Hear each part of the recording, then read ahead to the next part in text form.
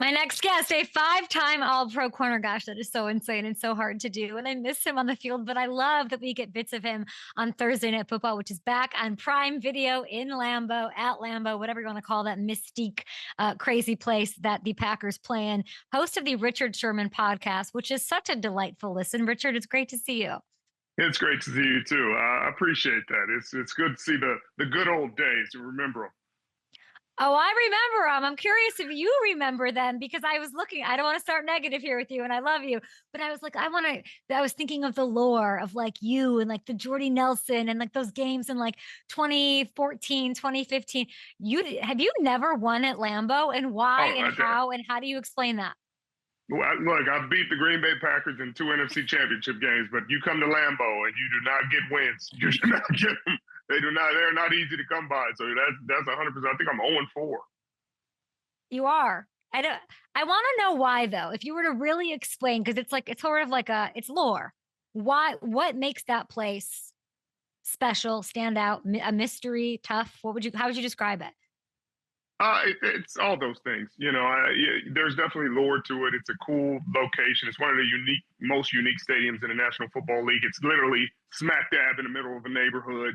Houses off the parking lot, houses right in front of the stadium, and they have great fans, but it's such a remote location. You got to fly in. Well, we used to have to fly into Appleton. Now you can fly into Green Bay, and they let you in. But they also had good teams. They had really good teams, and it's Aaron Rodgers is a hard out anytime you play him, and if they had him every time we came, so it's gonna be a tough out.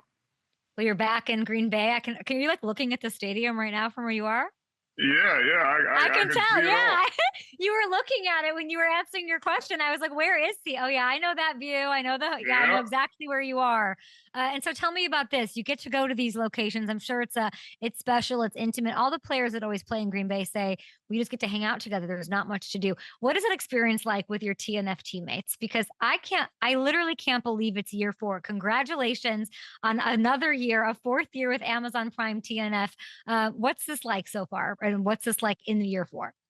It's incredible, man. I love these guys, and there's so much love and appreciation and friendship in our group, and we get to do what we love. We get to do what we love, talking about the game we love with the people we love. I couldn't have picked a better team. Obviously, we get some incredible games, get to come to these incredible cities and venues and stadiums, and talk about these great teams. This is a great matchup. Michael Parsons is in town. Packers fans are incredibly excited. Obviously, the Commanders, Jaden Daniels, coming off a huge win. Defense played well, so it's a lot of fun, man. It's exciting time. Football's the best sport in the world, and I love to talk about it. So you're only going to get these like 40 seconds to talk on the broadcast because it's so fast, so furious at Lambeau. You mentioned Micah Parsons. Is that the thing as you're approaching this game? Like, where do the legend Richard Sherman's eyes go to unpack what we'll see tonight? It goes to Micah Parsons, but it also goes to that back end for the Green Bay Packers. Jeff Hafley has them playing really well in his second year as defensive coordinator, and their rotations and disguises are beautiful. Xavier McKinney, Javon Bullard is also playing the nickel. Evan Williams had the interception last week, and Keyshawn Nixon has played well throughout his career and continues to play well. They also have a great linebacking core in Quay Walker and Edrin Cooper. It's just so much talent on this defense. So when you just focus on Micah Parsons, you almost miss how great the rest of the guys are. But they were a top 5 defense last year, and he just puts them over the top. He's the cherry on top of the sundae, and I can't wait to watch it continue to come together. Micah was asked about Jaden and those zone reads this week, of course, and he said, quote, I don't see anyone outrunning me on the edge. Do you agree with what Micah's saying? I'm not going to put nothing past Michael Parsons. That boy got some good legs on him.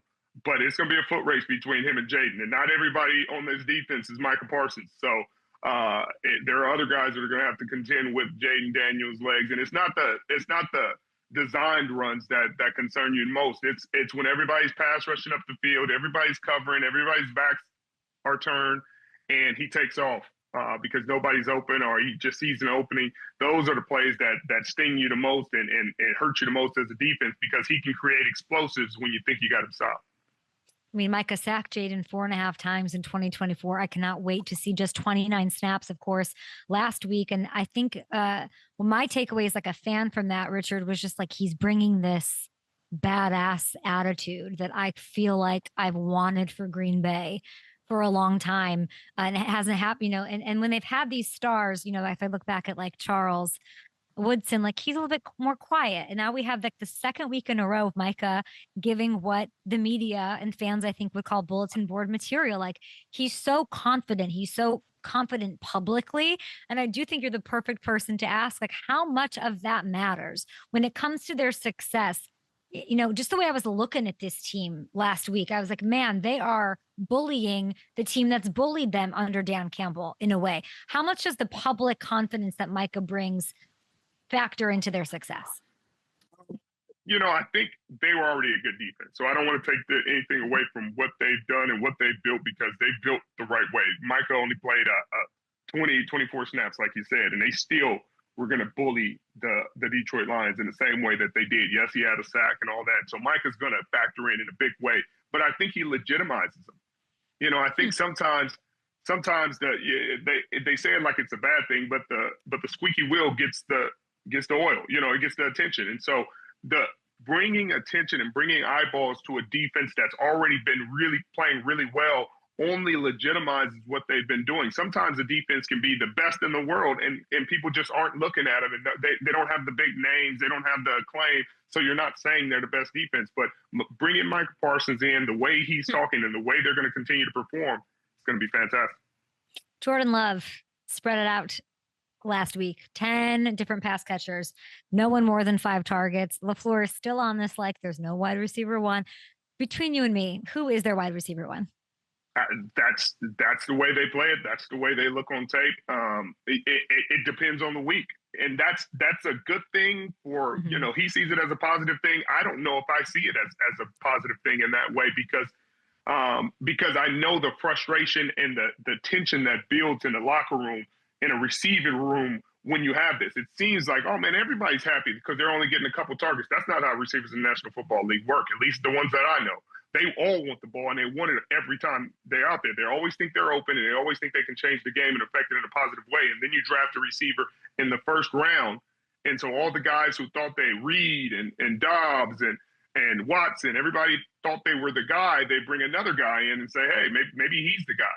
And so, I think it's at some point going to boil over. I think it's been solid for a couple of years, but eventually somebody has to stand out and be the guy, or you're going to run into some issues. And I remember last year, Dobbs had his time where he got frustrated. They suspended him for a game. Like, that's not out of nowhere. That's the expectation. You're creating an environment that's going to perpetuate that. I think it's a headache for LaFleur. And I talked to him this training camp, but I remember last year before they drafted Matthew Golden, I was like, what does the benefit schematic, like with a defense having to prep for everybody, really outweigh the pain in the ass it must be to be asked by media who isn't going to move off of what they're used to, which is having a wide receiver one, or the fact that the wide receiver position, like they like a hierarchy. They want to know what's up. Like, it's going to cause those questions. Like, I guess, is he just maybe waiting for it to play out? Like somebody will just all of a sudden get 15 looks a game? I guess, but it's been a few years now. So I can't imagine what he's waiting for, or he's going to just have to establish it, because this is people's careers you're talking about, and people's money and future. And, getting 3 catches a game isn't for anybody. It could be everybody's getting 3 catches a game, but eventually it's going to be contract time, and they're going to be like, hey, I want top receiver money, but hey, we've only been targeting you 3 times a game. You've only gotten 3-4 catches a game, and that's everybody. So it's going to frustrate guys and force them to walk to other teams and try to find an opportunity where they can showcase their talents. And I know that it sounds good in theory and principle, but in reality, guys want to be the guy so that they can make $35 million, $30 million a year. They don't want to say, oh yeah, nobody was the go-to. It was great for the Packers, but it wasn't great for Romeo Doubs. It wasn't great for Jaden Reed. It wasn't great for eventually Matthew Golden or Christian Watson, because eventually they're going to want their money, and they're going to want big money, and they're going to believe they deserve it. And who knows, because they haven't gotten the targets to show it. So defensively, if you're, and I think you're making a great point. It's like a head scratcher for me, but I guess it's worked. Everybody thinking they're the number one. I know that Coach LaFleur harps so much on competition. I thought the way that you worded it with, at some point it'll boil over, is something that I think I've been sort of waiting for, and to see what happens. And they bring in Golden, and we'll see sort of how it shakes out, or if he decides to do that. So super interesting. But if you're on the Commanders defense, and Dan Quinn's got it locked and they're preparing for this, like, is there one guy that you're looking at more than the others? Like, how are they going to prep for this? You prep for Josh Jacobs, because they go as he goes. That's first and foremost. You got to stop the run, and then you worry about the rest of it. And you just conceptually prepare for it. You can prepare for their concepts, for their situational football. What do they like on third down, 3rd and 5, et cetera, et cetera. You don't have to say, hey, they got this go-to guy that we're going to have to double on 3rd down because he's the 3rd down target. Like, if they do, you'll figure that out.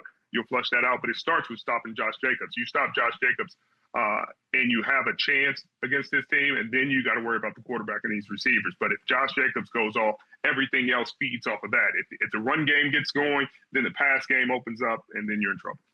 I do want to ask you before we move on to Brock Purdy. Obviously, I'm actually in New York this morning. Sorry, I'm at a hotel. Like, all things are chaotic around me, but it's September 11th. I'm sure that'll be a big part of tonight's broadcast. And I was actually looking. I was like, oh man, what I think, like, where was Richard Sherman when it happened? I'm sure you were in high school, but I looked at your history this morning as I was looking at those Packers games, and it's your first career game, I believe, in the NFL was on the 10th anniversary of 9/11. Do you remember that? What do you remember about that day? I can't say I remember exactly what was going on that day. I just remember the country doing its best to continue to heal, and continue to come together and stand strong with one another. And I think, this is a great day to reinforce that thought. We all want the same thing. We're all supposed to be going in the same direction, and we're all one country. And so I think, people lose sight of that with the atmosphere and tragic events and things going on in the world. But, at the end of the day, this should be a time that we come together, celebrate this incredible country that we live in, and celebrate the brotherhood and sisterhood that we have. And we all want the same thing. We all want what's best for this country, our families, going forward.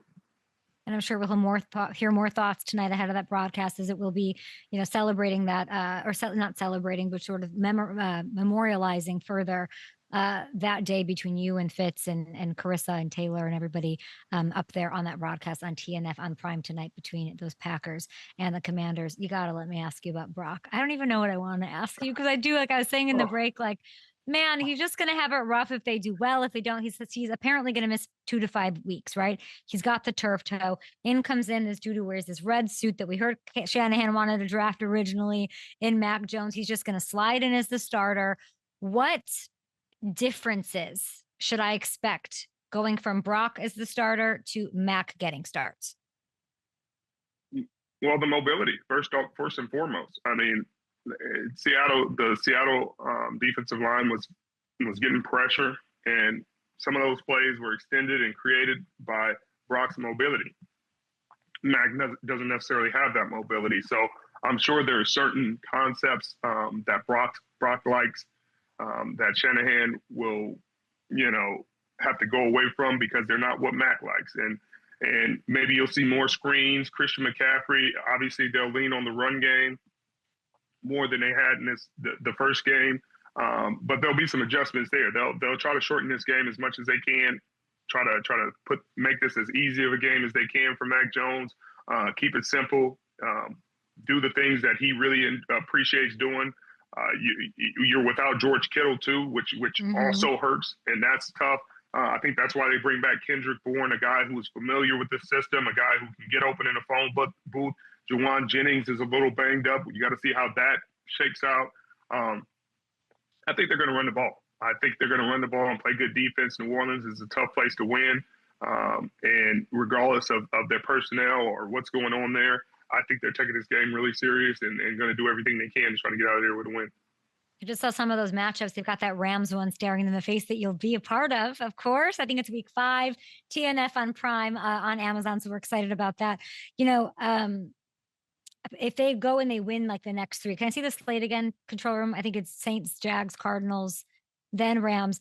If, you know, people are going to say if they go 3-0 here, then or start 4-0, that, you know, they shouldn't have paid Brock. That's this narrative that'll happen. Like, look, it's a system. Kyle Shanahan, he's the man. He can do it. Look, Kittle's not even there. They got McCaffrey, Mac Jones keeping it.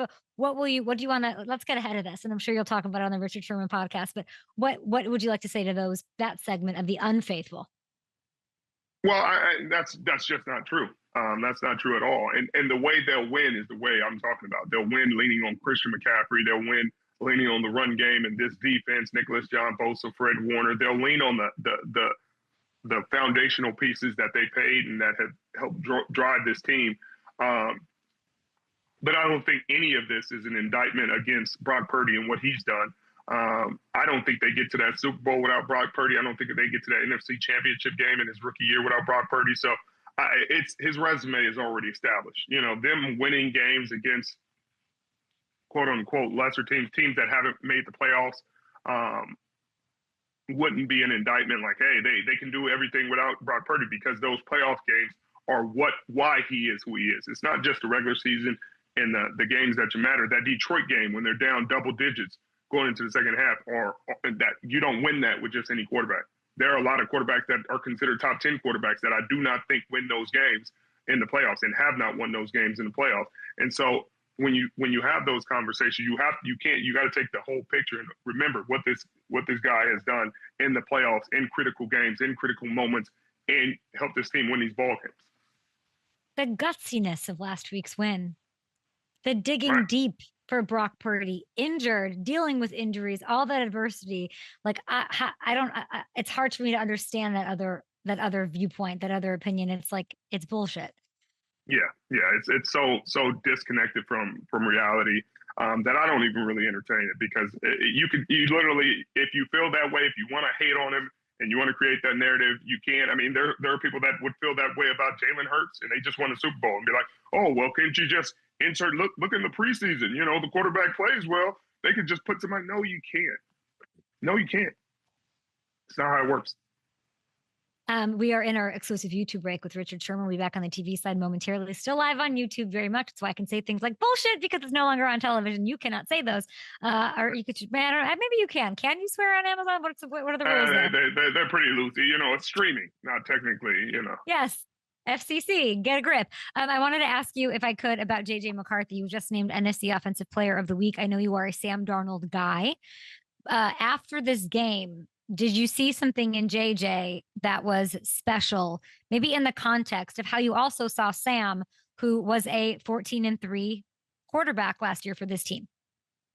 I just need to see a lot more of it. You know, obviously, he's a young guy. I think he threw for 142 yards, 43 yards. I don't know. Remember many guys getting player of the week with 140 yards passing, but he played really well in the fourth.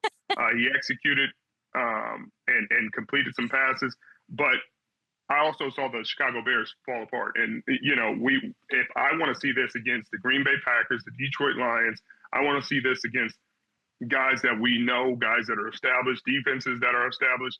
Because if you get it and you get some success, then it's great. But this was a 17-game season that we had to judge Sam Darnold on, and we're judging this guy off a good quarter of football. And so the jury's still out for me. You know, I wasn't sure what he was coming out of Michigan. I wasn't sure they took him with the 10th pick. I wasn't sure about that. His tape didn't seem like it was a top 10 quarterback's tape. But he is a winner. He's a guy that's won in high school. He's won in college. And that matters when you talk about the entirety of his career and evaluating him. But Kevin O'Connell is one of the best coordinators in the National Football League. And I love the positions that he put him in. He figured it out. He found some throws that he was comfortable making. McCarthy made those throws. He made a play with his legs. That was a great play and a great play design and a great play call in a critical moment when he ran it in for the touchdown. So you definitely got to give him credit for what he's done. But I just didn't feel comfortable, especially in the first half. Some of the mistakes that were made, but those could be youth. As we see more in the season, as we see more games, the picture will play itself out. But I'm still not bought in. I think that the sentiment is that Sam couldn't win the big game, and that maybe because that we think that JJ is a winner, he'll win those big games when they come down the stretch. You can say that about 90% of the quarterbacks in the National Football League. There's only 4 of them that have rings. So then you could say the rest of them couldn't win the big one. Could you say that about Herbert? Could you say that about Burrow? Could you say that about Lamar? Could you say that about Josh Allen at times? Like, if that's the barometer of judging quarterbacks, then none of them. Then you can't mention any of them. I would say this: I'm a big fan of JJ, just his presence. I don't watch college, but he's a winner. You can say that. I'm a huge fan of Sam. They made it for a reason. I like Kevin and all that, but he should not have gotten NFC Player of the Week, in my opinion. And he looked amazing, but that belongs to. And I'd like your opinion. And just quickly I would have given it to Puka. Puka had an unbelievable game. He's bleeding down his freaking face, and I like JJ, but that was one quarter. That was crazy. It's crazy. Yeah, I thought it was crazy, but that's the league. They want the quarterbacks to be the best, and he played well in the fourth. So, but I thought Puka could have got it too. Yeah, Puka against Stingley, that whole thing, amazing. Okay, we will see you on tonight's broadcast. I appreciate, it means so much to me that you're like ahead of a broadcast. You're staring at Lambeau, and you spent some time with us this morning. Thank you, Richard Sherman. Download the podcast. We'll see you in a couple of hours on Thursday Night Football and at the Amazon Prime. Sounds good. Appreciate you guys. So get yourself a win at Lambeau.